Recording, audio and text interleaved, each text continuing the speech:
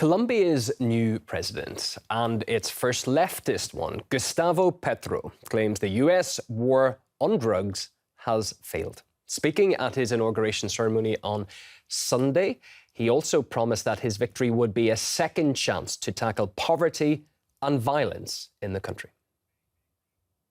It's time for a new international convention that accepts that the war on drugs has failed, that it's left 1 million Latin Americans murdered, the majority of them Colombians, in the past 40 years, and that it leaves 70,000 North Americans dead every year due to overdoses of drugs, of which none are produced in Latin America.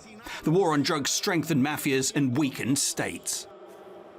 Well, let's just take you through some of the figures he'll have to tackle, and some truly eye-opening ones. More than 600,000 Colombians are drug users.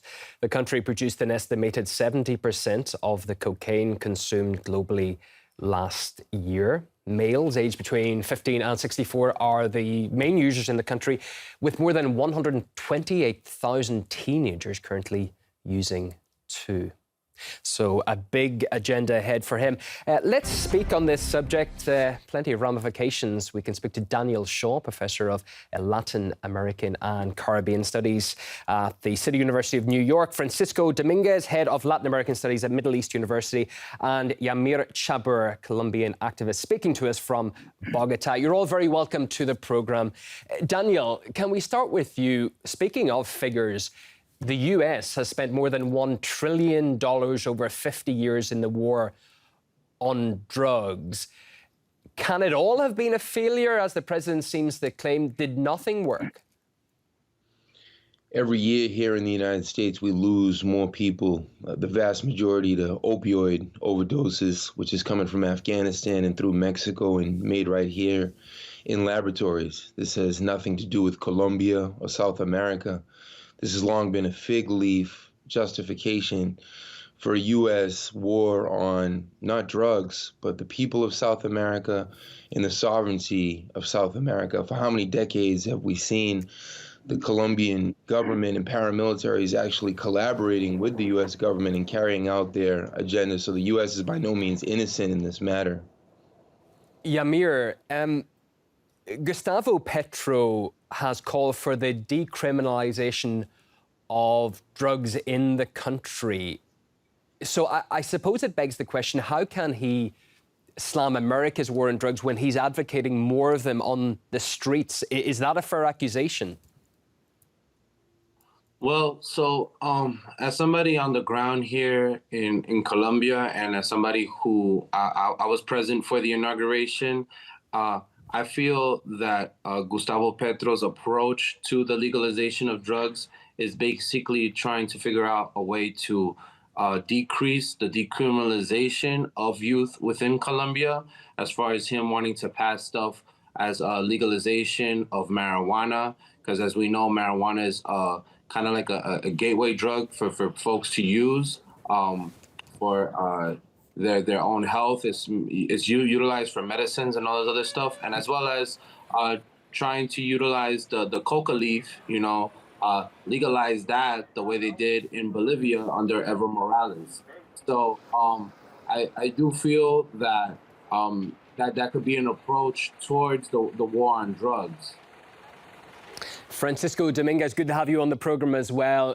Just to keep the theme of figures going, because I do think it's important for the audience to know, 600,000 Colombians are drug addicts. Children as young as 12 are using. That's just Colombia. How grave is the drug problem in the Latin American region? Because we keep talking about the issue internationally, but on the ground there, what's the situation? How did it get to that stage?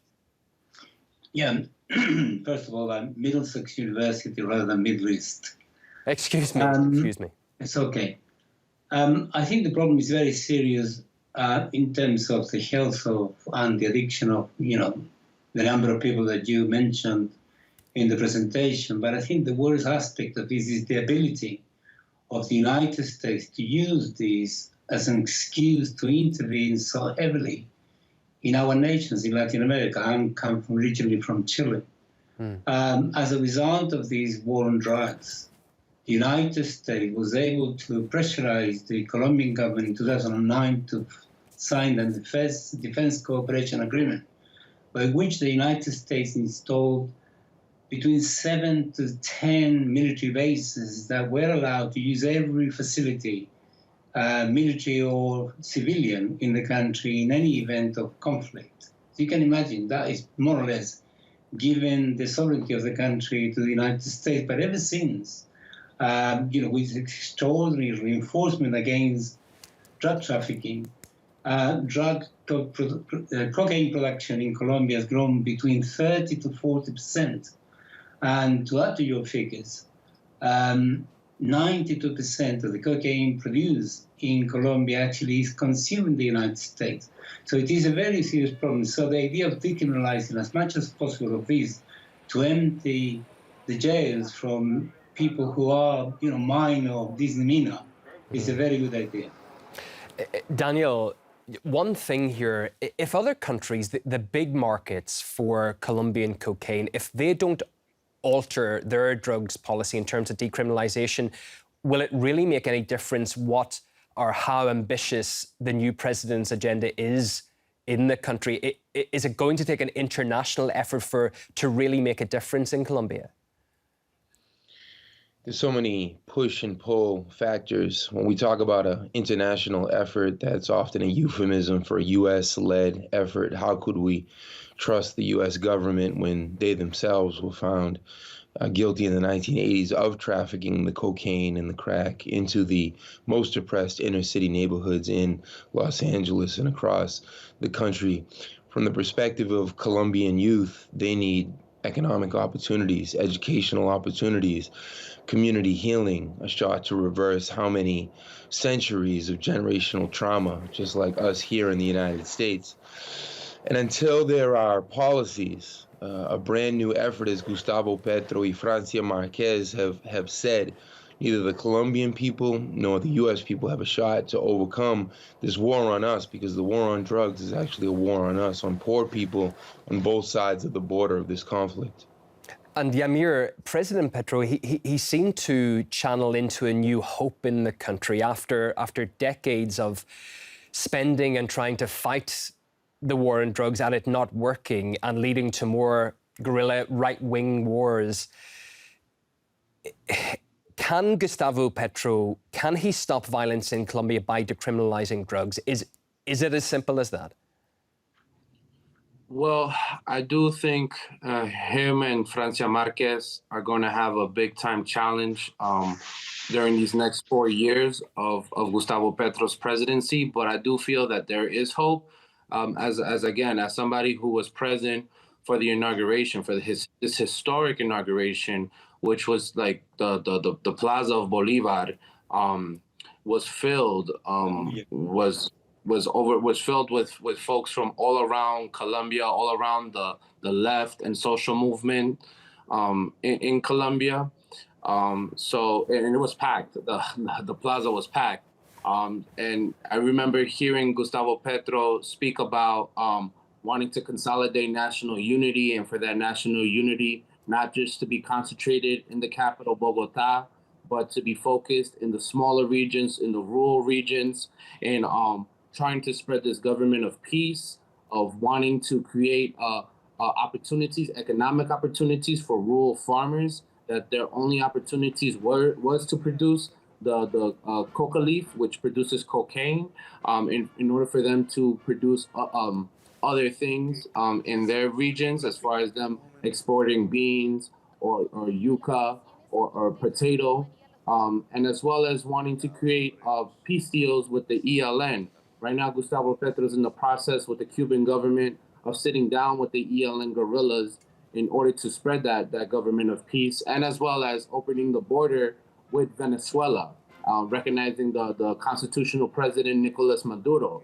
So I feel that the Gustavo Petro might have a challenge within the institutions, but yet he will be able to be successful because he has a lot of the backing. He has a lot of support because Colombians are sick and tired of this war on drugs.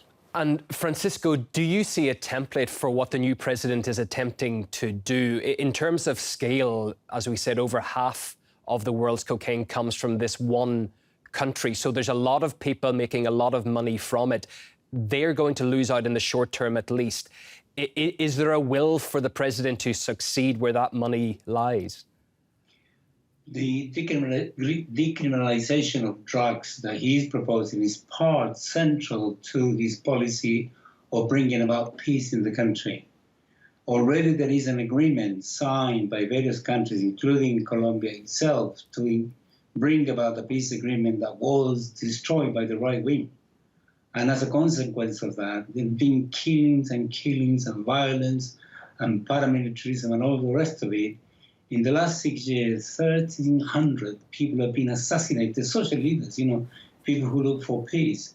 So I think he's going to focus on this. And the reason why he's going to focus on this is twofold. Number one, there is a huge consensus, a huge majority in Colombia that want peace. People from all sorts of walks of life and different political ideologies want peace in the country for once. And secondly, because the peace process was signed internationally by many institutions, including the United States, my sense is that he's going to bring in to bear all of these countries, powers, international bodies to actually start this process. And you can see already, even within the armed forces, already emerging voices who want this peace. So that's why you have to understand this decriminalization of drugs and dealing with the question of drugs centrally in order to ensure that there are the conditions for bringing about the peace that the country so much needs. Yeah.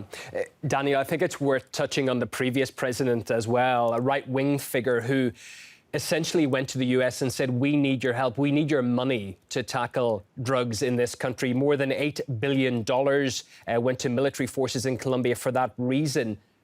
But there didn't seem to be a result. Where does that money end up? What happened there?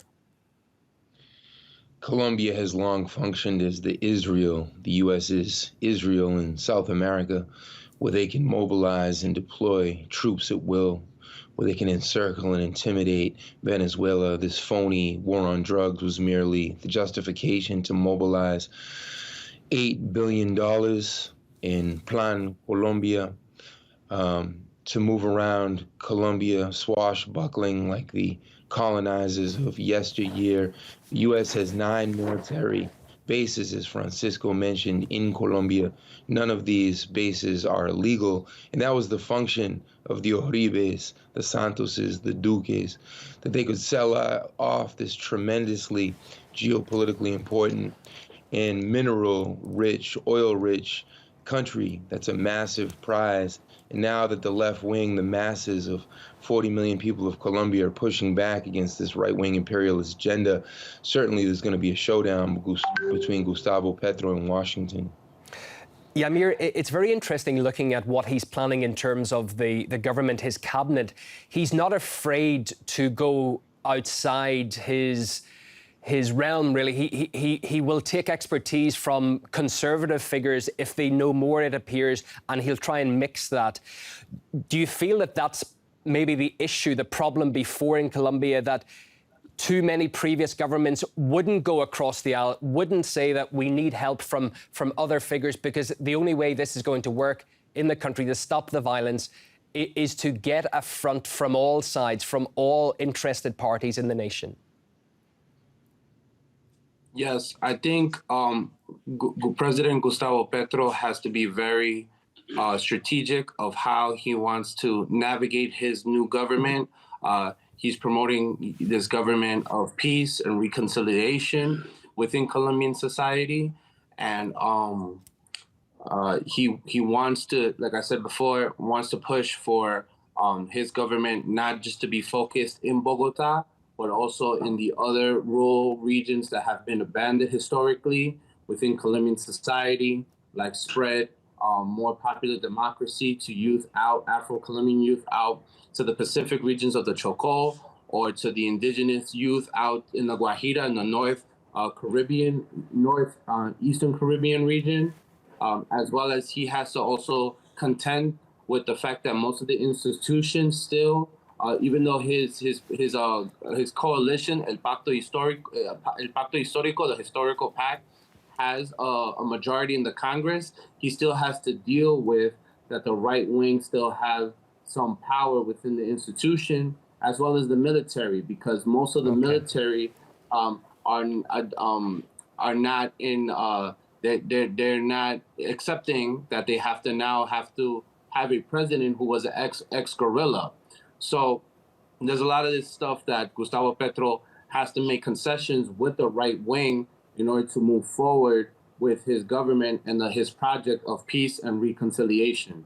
All right. Well, time has beaten us. We appreciate your take on this important issue for Colombia going forward, and indeed the wider world. We've been speaking to Yamir Chabur, Colombian activist, Francisco Dominguez, Head of American Studies at Middlesex University in the UK, and also Danny Shaw, Professor of Latin American and Caribbean Studies at the City University of New York. Many thanks, gentlemen, to you all. Thank you. Thank you. Thank you.